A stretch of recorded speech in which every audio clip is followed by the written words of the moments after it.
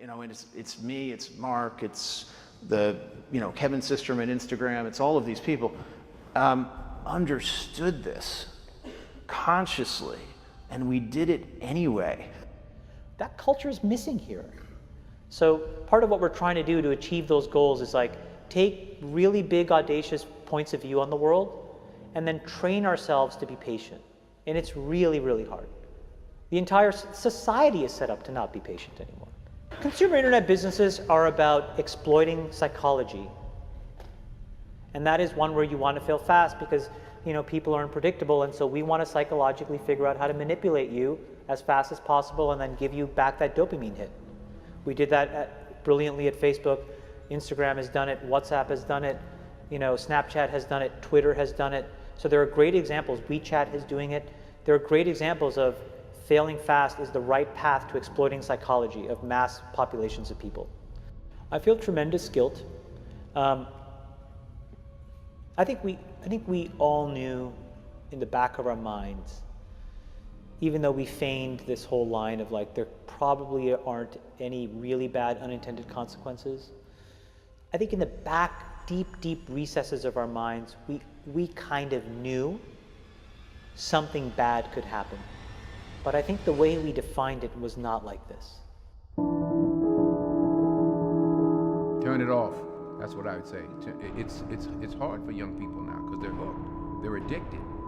If you don't think you're addicted, and I'm talking about anyone, from the highest to the lowest, if you don't think you're addicted, then see if you can turn it off for a week. It got quiet in here, didn't it? Didn't it get real quiet?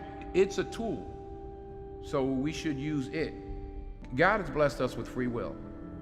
Now it's free will magnified, free will on steroids. You're free to go in any direction you want.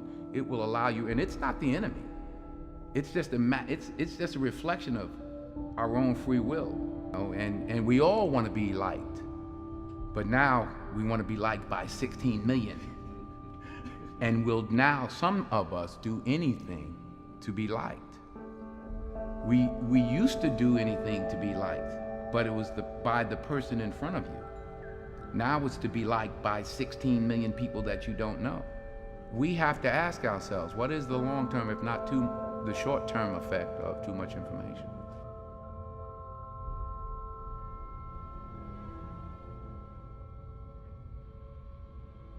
So the context was I was at Stanford and the dean asked me to speak to the MBA students. And in it, what I was talking about was, the question was, what do you think the long-term effects of social media in general are? And unfortunately what happened was, I think it's easy to characterize what I said just as a Facebook specific thing because I worked there and I was a key part of growing it. The reality of what I was... Explain what you said at the time. So what I said was, I think the tools that have been created today are starting to erode the social fabric of how society works. And what I meant by that is the following thing. Today we live in a world now where it is easy to confuse truth and popularity. And you can use money to amplify whatever you believe and get people to believe that what is popular is now truthful and what is not popular may not be truthful. Joe and I, for example, we've been on the other side of climate for a long time, right? And the reality is now I can take money and I can use that through all of these social media systems that exist to hundreds of millions of people, and I can convince all of Joe's friends and everybody like him of my opinion in very subtle and small ways. And he can do the same to me. We can do that about vaccines. We can do that about gay rights. We can do that about bathroom laws. We can do that about Roy Moore.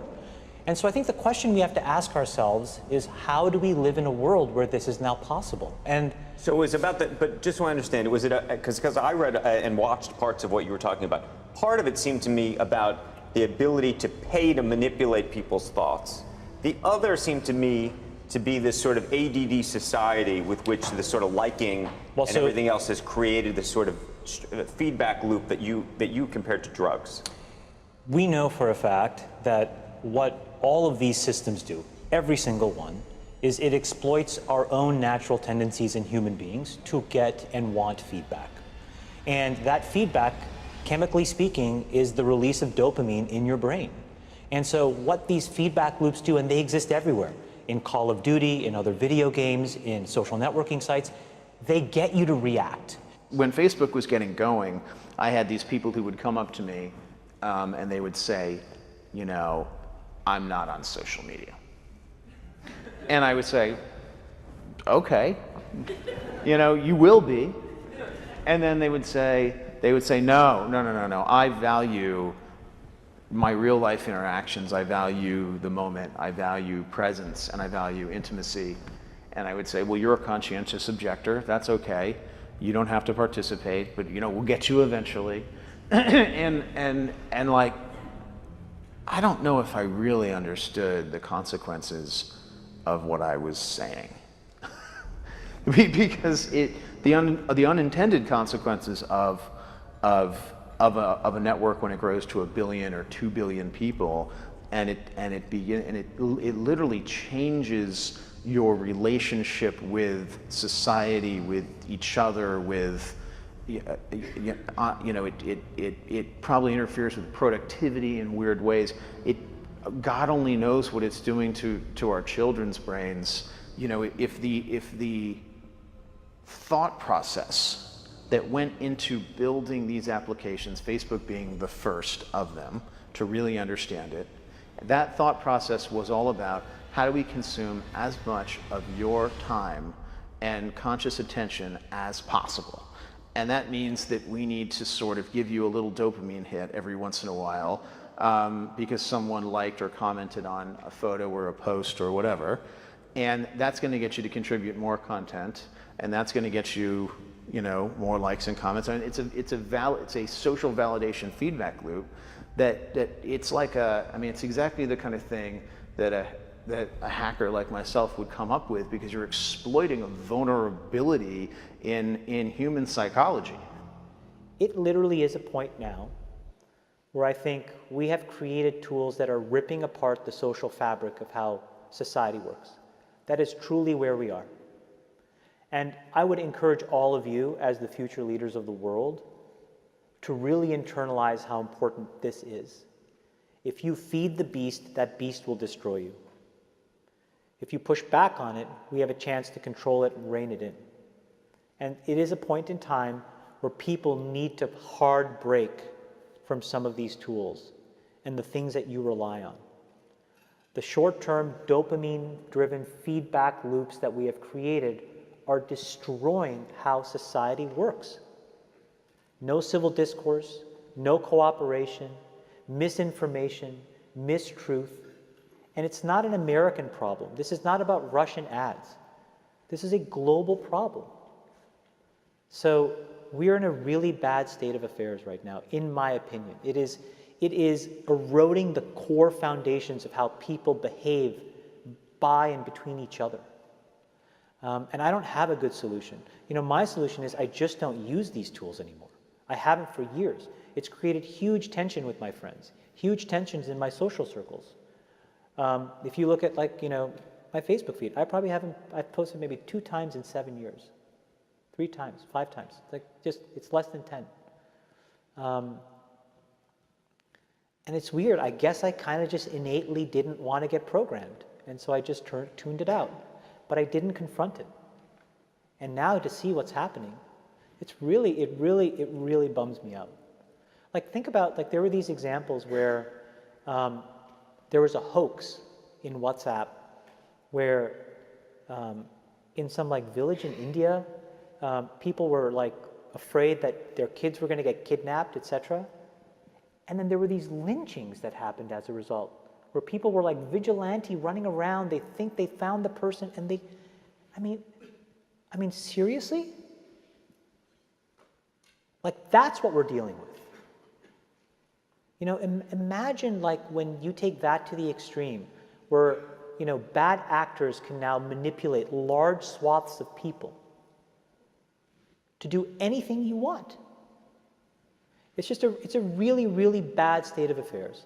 And we compound the problem, right? We curate our lives around this perceived sense of perfection because we get rewarded in these short-term signals, hearts, likes, thumbs up, and we conflate that with value, and we conflate it with truth.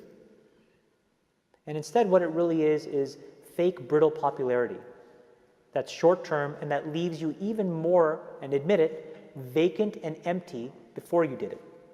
Because then it forces you into this vicious cycle where you're like, what's the next thing I need to do now? Because I need it back.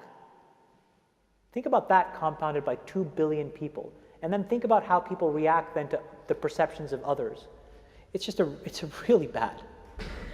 So you're training your brain here, whether you think it or not, whether you know it or not, whether you acknowledge it or not. Acknowledge that these things where you're spending hours a day are rewiring your psychology and physiology in a way that now you have to use to go and figure out how to be productive in the commercial world. So if you don't change this, you are going to get the same behaviors over here. Change this. There's a reason why Steve Jobs was like anti-social media.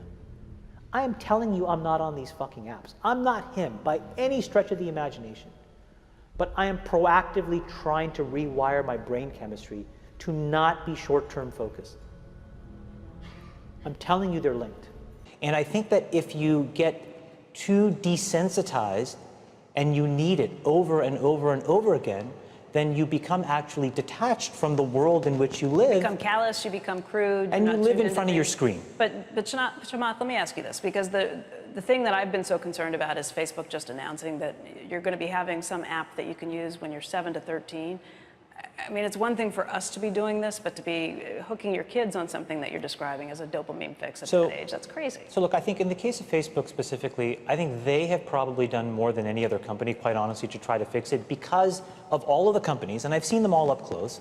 They're the most, frankly, to be very blunt and honest, the best run and the most technically sophisticated. But they're also emailing me if I haven't logged onto Facebook for a while saying, hey, did you see the post from so-and-so? Did you see the post from so-and-so? Trying to lure you back in. And again, we can make those decisions as adults, but as children, that is a different... Well, I think the product, and I don't know it quite honestly in as much detail as I should, but I think the way that that product works, because of privacy laws in the United States, you actually have to get parental permission. The point, though, is, and what you're bringing up is, I think, is the most important thing. We all have never taken a step back and actually asked ourselves, how should we be interacting with these things now, 7 years into it? And what should we be expecting of the internet at large? Look, the reality may be the entire business model of the internet may be fundamentally somewhat broken, right? Because we allow ourselves to get interacted with in ways where we don't necessarily control the medium or the messenger. And we are not putting up any barriers to ever give yourself any downtime from that either. Exactly. And so it may mean that we all collectively need to figure out, not just individuals, but also the companies, also governments, quite honestly, how different business models need to exist so that we can actually divorce ourselves from how this stuff is working. What goes on? Tonight here, a warning about Facebook and what some believe it's doing to kids. The warning comes from two of the company's earliest executives. Carter Evans is following this. We kind of knew something bad could happen. Chamath Palihapitiya, a former Facebook executive once in charge of user growth, now says he has tremendous guilt about the social network he helped build. We have created tools that are ripping apart the social fabric of how society works. And it's influencing the next generation. Studies show 92% of teens go online daily, and 1 in 5 young people regularly wake up in the night to send or check messages on social media. People need to hard break from some of these tools and the things that you rely on. The short-term dopamine-driven feedback loops that we have created are destroying how society works. No civil discourse, no cooperation, misinformation, mistruth. Bad actors can now manipulate large swaths of people to do anything you want. He's not the only social media executive blowing the whistle. Former Facebook president Sean Parker recently said the initial goal was to get people hooked. You're exploiting a vulnerability in human psychology. The inventors, creators understood this consciously, and we did it anyway. We have to hold the tech industry accountable. Jim Steyer is founder of Common Sense Media. They, in many cases, have ignored the consequences, some of the downsides of some of the innovations they brought to our society. You don't realize it, but you are being programmed. It was unintentional, but now you got to decide how much you're willing to give up. When Facebook was getting going, I had these people who would come up to me and they would say, you know, I'm not on social media. And I would say, okay, you know, you will be.